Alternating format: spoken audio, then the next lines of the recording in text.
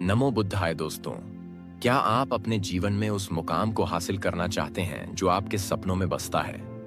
क्या आप चाहते हैं कि सफलता आपके कदम चूमे और आप एक शांत और स्थिर मन के साथ अपनी मंजिल की ओर बढ़े? तो आज का यह वीडियो आपके लिए जीवन बदलने वाला साबित हो सकता है। हम अक्सर सोचते हैं कि हमें रोकने वाला कोई बाहरी इंसान या परिस्थिति है, लेकिन गौतम बुद्ध ने अपने ज्ञान से यह समझाया कि हमें रोकने वाली जंजीरें बाहर नहीं, बल्कि हमारे भीतर ही होती हैं। आज हम उन 5 ऐसी भूलों के बारे में बात करेंगे जो इंसान को कभी आगे नहीं बढ़ने देती और उसे असफलता के चक्रव्यूह में फंसा कर रखती हैं। अगर आप इन गलतियों को समय रहते पहचान लें और सुधार लें, तो दुनिया की कोई भी ताकत आपको विजय प्राप्त करने से नहीं रोक सकती। इस गहरे ज्ञान और जीवन को बदलने वाले सूत्रों को जानने के लिए हमारे साथ अंत तक बने रहें। और अगर आप सत्य और ज्ञान की इस राह पर हमारे साथ चलना चाहते हैं, तो चैनल को अभी सब्सक्राइब कर लें और बेल आइकन दबा दें, ताकि ज्ञान का यह प्रकाश आप तक बिना रुके पहुंचता रहे। तो चलिए शुरू करते हैं सफलता और शांति की इस यात्रा को। तथागत गौतम बुद्ध ने हमेशा ही मनुष्य को अपने मन और विचारों को समझने पर जोर दिया है। वे कहते थे कि तुम अपने ही विचारों से जितना नुकसान कर सकते हो, उतना नुकसान तुम्हारा कोई शत्रु भी नहीं कर सकता। आज के आधुनिक युग में हम देखते हैं कि हर व्यक्ति भाग रहा है। उसे लगता है कि तेज भागने से वह सब कुछ पा लेगा, लेकिन अगर दिशा गलत हो तो तेज भागना भी व्यर्थ हो जाता है। जीवन में आगे जाने के लिए यह जानना उतना ही जरूरी है कि क्या नहीं करना चाहिए, जितना कि यह जानना कि क्या करना है।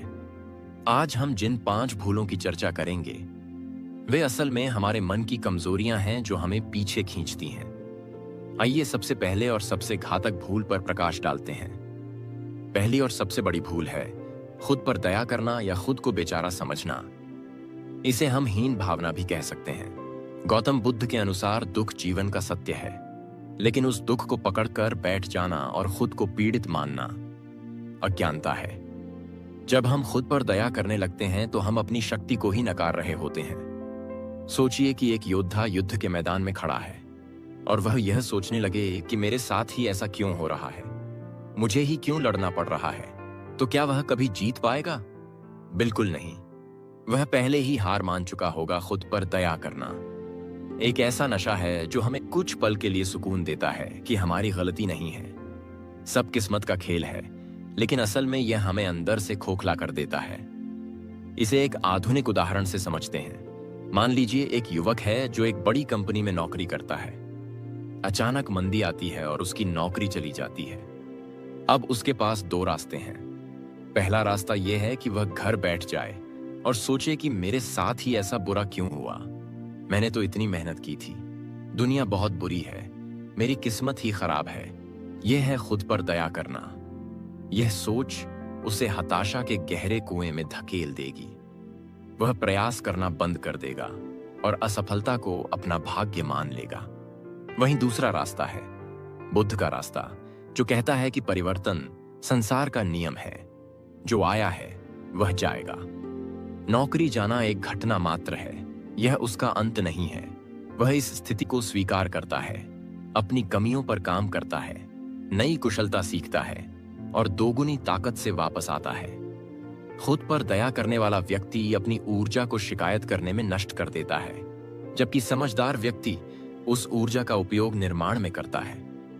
गौतम बुद्ध के समय की एक प्रचलित कथा है जो इस बात को बहुत गहराई से समझाती है। एक बार एक व्यक्ति बुद्ध के पास आया और रोते हुए बोला कि भगवान, मेरा जीवन बहुत कष्टों से भरा है, मेरे पास धन नहीं है, मेरा स्वास्थ्य साथ नहीं देता और लोग मेरा सम्मान नहीं करते, मैं बहुत अभागा हूं। बुद्ध ने उसकी ओर शांत भाव से देखा और पूछा कि तुम्हारे पास हाथ हैं? उस व्यक्ति ने कहा, जी हैं। बुद्ध ने पूछा, तुम्हारे पास पैर हैं? उसने कहा, जी हैं। बुद्ध ने फिर पूछा, क्या तुम्हारे पास देखने के लिए आंखें और बोलने के लिए वाणी है? वह व्यक्ति बोला, जी हां, सब है। तब बुद्ध मुस्कुराए और बोले कि तुम्हारे पास एक स्वस्थ शरीर है जो अनमोल है, फिर भी तुम खुद को अभागा कह रहे हो। तुमने अपने पास जो है उसे देखने के बजाय जो नहीं है उस पर ध्यान लगाया है। इसलिए तुम दुखी हो। खुद पर दया करना एक तरह का मानसिक रोग है जो हमें हमारी ही नजरों में छोटा बना देता है। आज के समय में हम सोशल मीडिया पर देखते हैं कि लोग अपनी तुलना दूसरों से करते हैं और फिर दुखी होते हैं कि उसके पास तो कार है, मेरे पास नहीं है, वह विदेश घूम रहा है, मैं नहीं जा पा रहा। यह तुलना ही खुद पर दया करने का मुख्य कारण बनती है। याद रखें कि हर इंसान का जीवन अलग है, हर किसी का संघर्ष अलग है।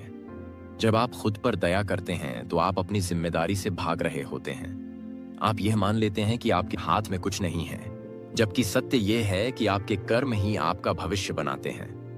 बुद्ध कहते थे कि अपना दीपक स्वयं बनो। इसका अर्थ है कि अपनी राह खुद रोशन करो, किसी और के भरोसे मत बैठो और न ही खुद को कमजोर समझो। खुद पर दया करना उस दीमक की तरह है जो धीरे धीरे आपके आत्मविश्वास रूपी लकड़ी को खा जाता है और अंत में वह लकड़ी इतनी कमजोर हो जाती है कि जरा सा दबाव पड़ते ही टूट जाती है। इसलिए अगर जीवन में आगे निकलना है तो आज ही इस आदत को त्यागना होगा। जब भी मन में यह विचार आए कि मैं बेचारा हूं, मेरे साथ अन्याय हुआ है, तो तुरंत रुक जाएं और एक लंबी सांस लें। खुद को याद दिलाएं कि आप एक चैतन्य प्राणी हैं, आपके भीतर अपार संभावनाएं छिपी हैं। समस्या यह नहीं है कि आप गिर गए, समस्या यह है कि आप गिरने के बाद वहीं लेटे हुए हैं और उठने का प्रयास नहीं कर रहे। खुद पर दया करना आपको उठने से रोकता है। यह आपको एक झूठा दिलासा देता है कि तुम प्रयास मत करो, क्योंकि तुम्हारे साथ तो गलत ही होगा। इस नकारात्मक चक्र को तोड़ने होगा हमें यह समझना होगा कि अतीत में जो हुआ उसे बदला नहीं जा सकता, लेकिन वर्तमान में हम जो करेंगे उससे भविष्य अवश्य बदलेगा। एक सफल और असफल व्यक्ति में बस यही अंतर होता है कि असफल व्यक्ति विफलता आने पर खुद को कोसता है और दुनिया से सहानुभूति की उम्मीद करता है, जबकि सफल व्यक्ति विफलता को एक सीख मानता है और आगे बढ़ जाता है। गौतम बुद्ध ने हमें सम्यक दृष्टि का मार्ग दिखाया है। सम्यक दृष्टि का अर्थ है चीजों को वैसा ही देखना जैसी वे हैं, न कम न ज्यादा। जब हम खुद पर दया करते हैं तो हम वास्तविकता को नहीं देख रहे होते, हम केवल अपने मन द्वारा रचित एक दुख भरी कहानी को देख रहे होते हैं। यह कहानी हमें कमजोर बनाती है। क्या आपने कभी किसी नदी को देखा है? जब उसके रास्ते में कोई विशाल पत्थर आ जाता है तो क्या नदी वहां रुककर रोती है कि मेरे रास्ते में यह पत्थर क्यों आया? नहीं, नदी अपना रास्ता बदल लेती है या उस पत्थर के ऊपर से बहने लगती है। वह निरंतर बहती रहती है क्योंकि उसका स्वभाव है आगे बढ़ना। इसी तरह हमारा स्वभाव भी आगे बढ़ना होना चाहिए, न कि मुश्किलों को देखकर खुद को असहाय मान लेना। खुद पर दया करने की आदत को छोड़ने के लिए हमें कृतज्ञता का अभ्यास करना चाहिए। जब हम उन चीजों के लिए धन्यवाद देते हैं जो हमारे पास हैं, तो हमारा ध्यान अभाव से हटकर प्रभाव पर आ जाता है। हम अपनी शक्ति को महसूस करने लगते हैं। सोचिए, अगर तथागत बुद्ध ने राजमहल छोड़ते समय खुद पर दया की होती कि मुझे जंगल में सोना पड़ रहा है, मुझे भिक्षा मांगनी पड़ रही है, तो क्या वे बुद्ध बन पाते? उन्होंने उन कष्टों को अपना तप माना, अपनी शक्ति माना। उन्होंने कभी खुद को पीड़ित नहीं समझा, बल्कि एक खोजकर्ता समझा जो सत्य की तलाश में है। हमें भी अपने जीवन को एक मिशन की तरह देखना चाहिए, जहां हर मुसीबत एक परीक्षा है जो हमें मजबूत बनाने के लिए आती है। जीवन में चुनौतियां तो आएंगी, यह निश्चित है। कभी व्यापार में नुकसान होगा, कभी रिश्तों में खटास आएगी, कभी स्वास्थ्य बिगड़ेगा। यह सब जीवन का हिस्सा है, लेकिन इन घटनाओं पर आपकी प्रतिक्रिया क्या होती है, यह तय करेगा कि आप शिखर पर पहुंचेंगे या खाई में गिरेंगे। अगर आप खुद पर दया करेंगे तो आप खाई में गिरेंगे, और अगर आप खुद पर विश्वास करेंगे तो आप शिखर पर पहुंचेंगे। इसलिए पहली गांठ जो आपको बांधनी है वह यह है कि चाहे कुछ भी हो जाए, मैं खुद को कभी बेचारा नहीं मानूंगा। मैं परिस्थितियों का गुलाम नहीं, बल्कि अपने भाग्य का निर्माता बनूंगा। यह संकल्प ही आपको विजय की ओर ले जाएगा। अब हम दूसरी सबसे बड़ी भूल की ओर बढ़ते हैं, जो अक्सर अच्छे भले और प्रतिभाशाली लोगों को भी असफल बना देती है। यह भूल इतनी सूक्ष्म है कि हमें पता भी नहीं चलता कि हम कब इसके शिकार हो गए। और यह भूल है सबको प्रसन्न करने का प्रयास करना, या जिसे हम अंग्रेजी में पीपल प्लीजिंग कहते हैं। हम एक ऐसे समाज में रहते हैं जहां हमें बचपन से सिखाया जाता है कि लोग क्या कहेंगे। यह लोग क्या कहेंगे का भय हमें अपनी असलियत जीने नहीं देता। हम मुखौटे पहन लेते हैं और वह बनने का नाटक करते हैं जो हम नहीं हैं, केवल इसलिए ताकि दूसरे लोग हमें स्वीकार कर लें। हम अक्सर यह सोचते हैं कि अगर हम सबके हिसाब से चलेंगे तो सब हमें पसंद करेंगे और हमारा सम्मान करेंगे, लेकिन यह सोच एक भ्रम जाल है। गौतम बुद्ध ने कहा था कि सत्य को स्वीकार करना ही मुक्ति है, और सत्य यह है कि आप चाहे कितना भी उत्तम कार्य करें, दुनिया में कोई न कोई ऐसा अवश्य होगा जो आपसे असहमत होगा।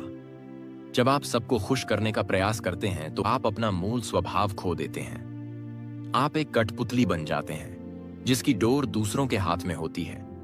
वे जैसा चाहते हैं आप वैसा नाचते हैं, और अंत में आप न तो उन्हें खुश कर पाते हैं और न ही खुद को संतुष्ट कर पाते हैं। यह एक ऐसा व्यापार है जिसमें केवल घाटा ही है, क्योंकि आप अपनी शांति बेचकर दूसरों की वाहवाही खरीदना चाहते हैं जो क्षणिक है।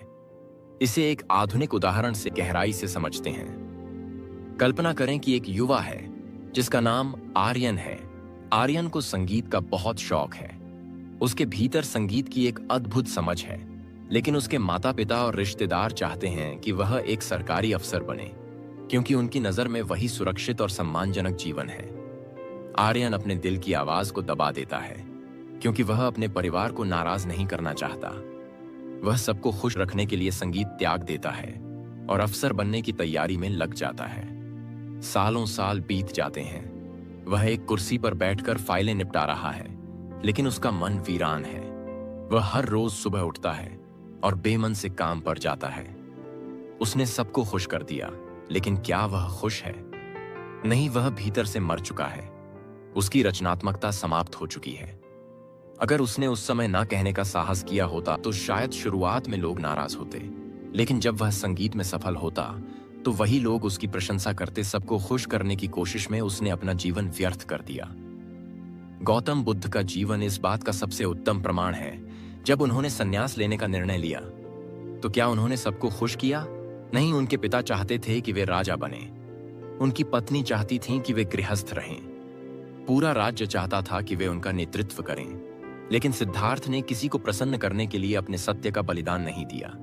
उन्हें पता था कि उनका उद्देश्य महान है। अगर वे उस समय पिता या समाज को खुश करने में लग जाते तो आज दुनिया को बुद्ध नहीं मिलते। हमें यह समझना होगा कि अपने सपनों और अपने सत्य के लिए कभी कभी हमें प्रियजनों की इच्छा के विपरीत जाना होता है। यह स्वार्थ नहीं है, यह आत्मसम्मान है। जब आप खुद का सम्मान करेंगे तभी दुनिया आपका सम्मान करेगी। जो व्यक्ति हर बात पर जी हुजूरी करता है उसका अपना कोई व्यक्तित्व नहीं रह जाता। वह पानी के उस बुलबुले की तरह है जो हवा के रुख के साथ अपना आकार बदलता रहता है और अंत में मिट जाता है। इसलिए जीवन में आगे निकलने के लिए दूसरी गांठ यह बांध लें कि मैं अपने फैसलों का आधार अपनी अंतरात्मा की आवाज को बनाऊंगा, न कि लोगों की तालियों को ना कहना सीखें। जब कोई चीज आपके मूल्यों या आपके लक्ष्यों के विपरीत हो तो विनम्रता से अस्वीकार कर दें। यह आपको अहंकारी नहीं बल्कि स्वाभिमानी बनाता है। याद रखें, आप इस दुनिया में एक अद्वितीय रचना हैं। किसी और की कार्बन कॉपी बनने के लिए आपका जन्म नहीं हुआ है। अपनी मौलिकता को बचाए रखना ही सबसे बड़ी तपस्या है।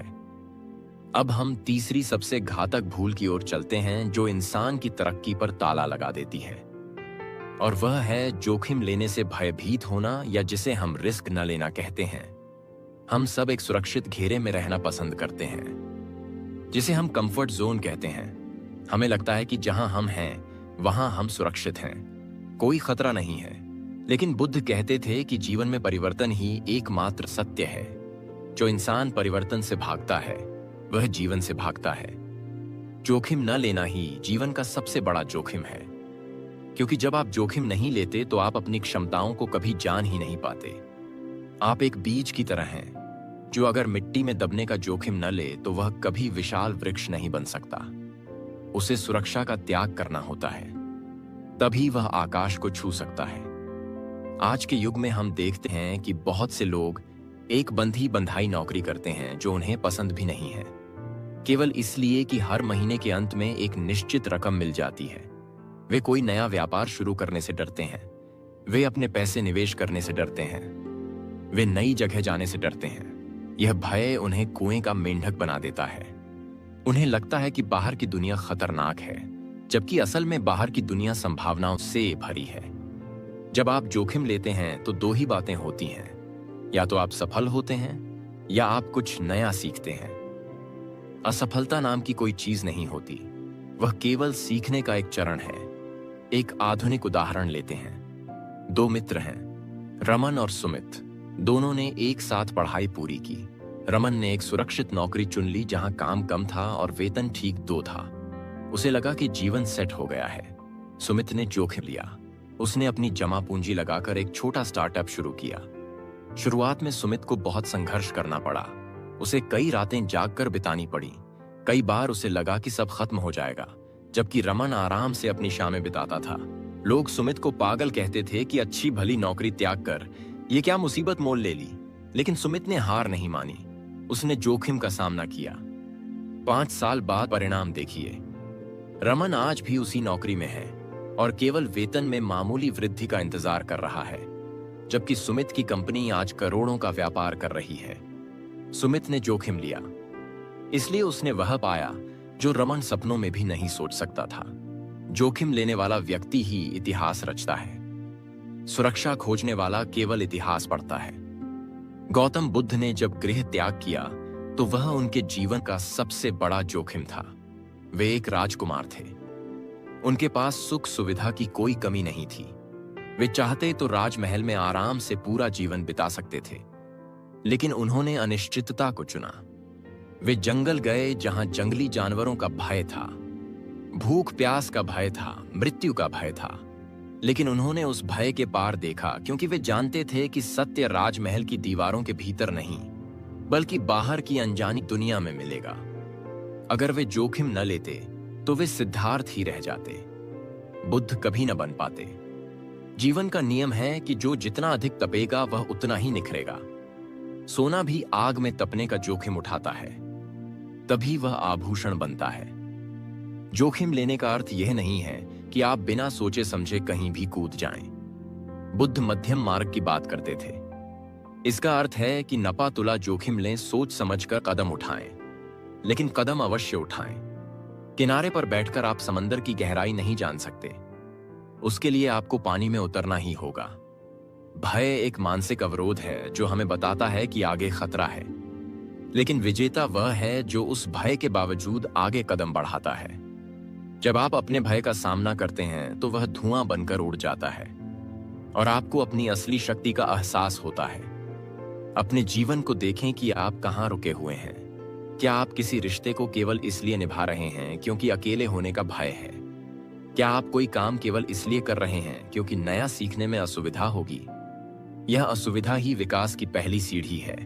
जब तक आप पुराने को नहीं त्यागेंगे, नया आपके जीवन में प्रवेश नहीं कर सकता। एक खाली प्याला ही भरा जा सकता है। अगर आप अपने प्याले को पुरानी सुरक्षित चीजों से भरकर रखेंगे तो सफलता का नया अमृत उसमें कैसे समाएगा? प्रकृति को देखिए।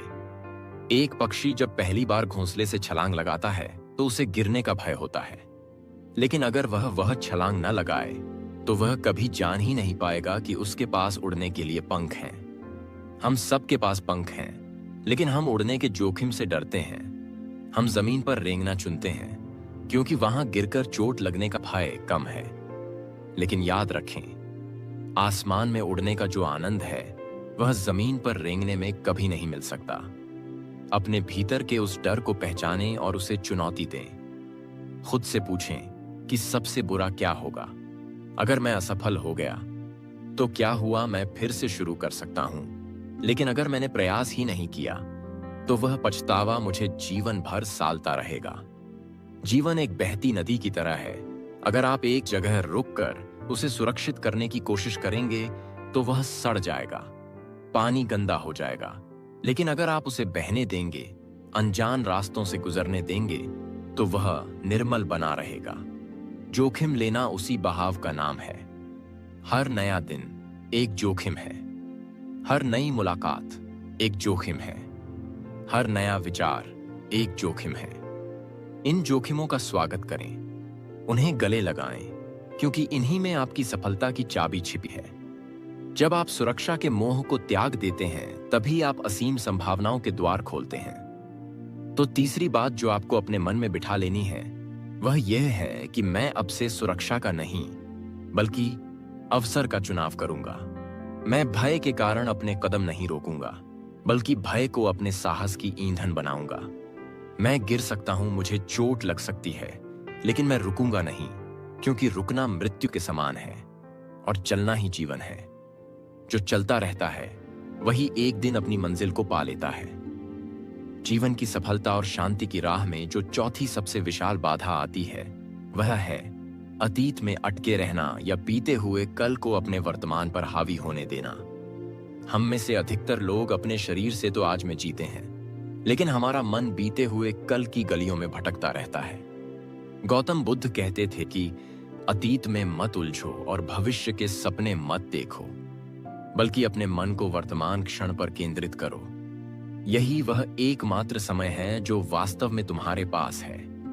जब हम पुरानी कड़वी यादों को बार बार याद करते हैं तो हम अपने आज को विषैला बना देते हैं। सोचिए कि आपके घर में कचरा है, क्या आप उस कचरे को सजाकर रखेंगे या उसे बाहर फेंक देंगे?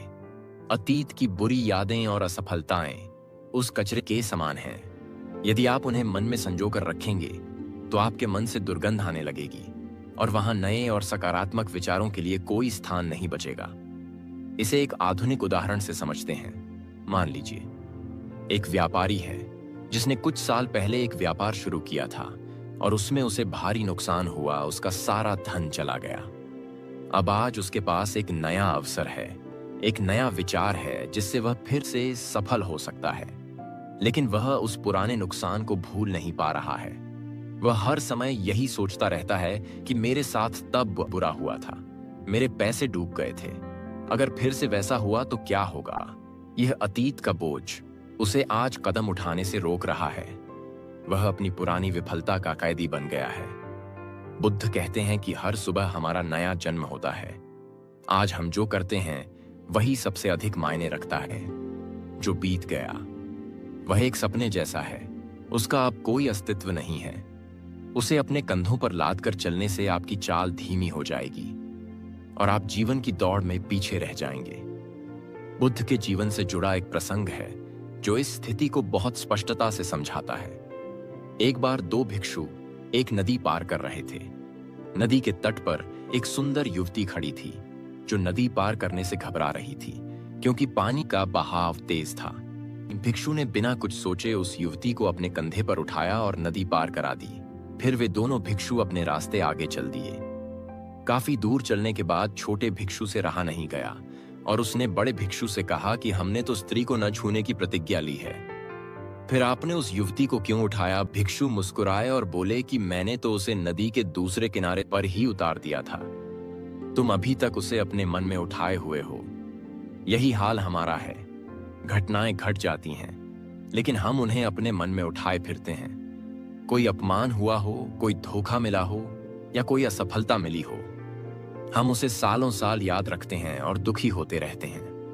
आगे बढ़ने के लिए यह अत्यंत आवश्यक है कि आप अपनी मानसिक पीठ से अतीत का यह भारी बस्ता उतार फेंकें। माफी मांगना और माफ करना अतीत से मुक्त होने का सबसे सरल उपाय है। अगर किसी ने आपको चोट पहुंचाई है तो उसे माफ कर दें। इसलिए नहीं कि वह माफी के लायक है, बल्कि इसलिए कि आपको शांति चाहिए। जब तक आप उसे माफ नहीं करेंगे, आप अतीत की जंजीर से बंधे रहेंगे। जैसे ही आप माफ करते हैं, वह जंजीर टूट जाती है और आप वर्तमान में वापस आ जाते हैं। याद रखें कि आप कार चलाते समय केवल पीछे देखने वाले शीशे में देखकर कार नहीं चला सकते। अगर आप ऐसा करेंगे तो दुर्घटना निश्चित है। आगे देखने के लिए आपको सामने के कांच से ही देखना होगा। इसी तरह जीवन जीने के लिए आपको अतीत के बजाय वर्तमान पर नजर रखनी होगी। अब हम पांचवीं और अंतिम भूल पर आते हैं जो इंसान के विकास को पूरी तरह रोक देती है, और वह है परिवर्तन से घबराना या बदलाव का विरोध करना। गौतम बुद्ध का सबसे अहम सिद्धांत है अनित्य, जिसका अर्थ है कि कुछ भी स्थायी नहीं है, सब कुछ बदल रहा है। मौसम बदलते हैं, दिन और रात बदलते हैं, हमारे शरीर की कोशिकाएं हर पल बदलती हैं। फिर भी मनुष्य का मन बदलाव से भयभीत रहता है। हम चाहते हैं कि सब कुछ वैसा ही रहे जैसा हम चाहते हैं। हमारे रिश्ते, हमारा काम, हमारा स्वास्थ्य सब स्थिर रहे, लेकिन यह प्रकृति के नियम के विरुद्ध है। जब हम बदलाव का विरोध करते हैं तो हम दुख को निमंत्रण देते हैं। आज के तकनीकी युग में परिवर्तन से घबराने का परिणाम बहुत घातक हो सकता है। उन पुरानी कंपनियों को याद कीजिए जो एक समय बाजार की राजा थीं। वे फिल्म वाले कैमरे बनाती थीं या पुराने जमाने के फोन बनाती थीं। जब डिजिटल तकनीक का दौर आया तो उन्होंने बदलने से इनकार कर दिया। उन्हें लगा कि उनका पुराना तरीका ही सर्वश्रेष्ठ है। वे परिवर्तन से डरे और नतीजा यह हुआ कि वे बाजार से ही गायब हो गईं। वहीं जो कंपनियां समय के साथ बदलीं, उन्होंने नई तकनीक को अपनाया, वे आज शिखर पर हैं। इंसान के साथ भी ऐसा ही है। अगर आप नई चीजें सीखने से कतराएंगे, अगर आप समय के साथ अपने काम करने के तरीके को नहीं बदलेंगे, तो आप अप्रासंगिक हो जाएंगे। परिवर्तन अक्सर असुविधाजनक होता है। जब आप एक नए शहर में जाते हैं या नई नौकरी शुरू करते हैं तो शुरुआत में सब कुछ अजीब लगता है, मन घबराता है, लेकिन यही वह समय है जब आपका विकास हो रहा होता है। एक बीज को भी वृक्ष बनने के लिए अपना रूप खोना होता है। अगर बीज कहे कि मैं मिट्टी में नहीं मिलूंगा, मैं जैसा हूं वैसा ही रहूंगा, तो वह कभी फल नहीं दे पाएगा। उसे नष्ट होना होता है, बदलना होता है, तभी उसमें से नया जीवन अंकुरित होता है। हमें भी अपने पुराने मैं को त्यागना होता है ताकि एक नया और बेहतर मैं जन्म ले सके। बुद्ध कहते थे कि नदी का पानी इसलिए निर्मल है क्योंकि वह बहता रहता है, वह हर पल नया है। अगर पानी एक जगह रुक जाए तो वह गंदा हो जाएगा। इसी तरह अगर आप अपने विचारों और आदतों में रुक जाएंगे तो आपका जीवन भी नीरस हो जाएगा। परिवर्तन को एक शत्रु नहीं बल्कि एक मित्र की तरह देखें।